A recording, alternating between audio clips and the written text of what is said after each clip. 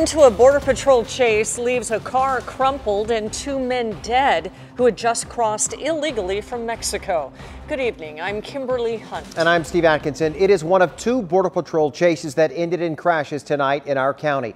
The first one happened in Campo in the Far East County with agents chasing a car down a rural road. And less than an hour later, there was a second chase in Otay Mesa. And that's where we find 10 News reporter Matt Boone with the latest from there. Matt.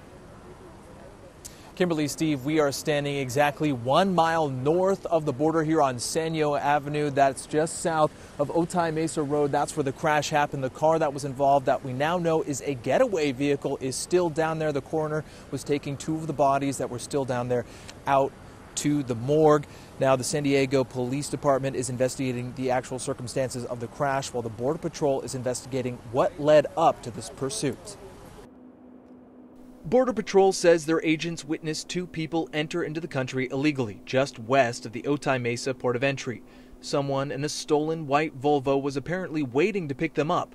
Border Patrol agents were not far behind. They initiated their license sirens, at which point the vehicle failed to yield. That led them on a high-speed pursuit with speeds up to 100 miles per hour before the driver of the Volvo lost control and crashed into a semi-truck. It did go under the truck. The roof was sheared. It then crashed down into an embankment. The driver and the front passenger showed no clear signs of life, while the female passenger was in critical condition and rendered aid immediately to her. She was airlifted to the hospital. Around the same time, 50 miles east, there was another Border Patrol-related crash. Out near Campo, this Mazda crashed with 5 people inside after the driver led Border Patrol agents on a pursuit along rural roads. The driver was a 23-year-old woman from San Diego. She was taken to Sharp Hospital along with 2 of the passengers. The others refused medical care. All 4 said they were residents of Mexico.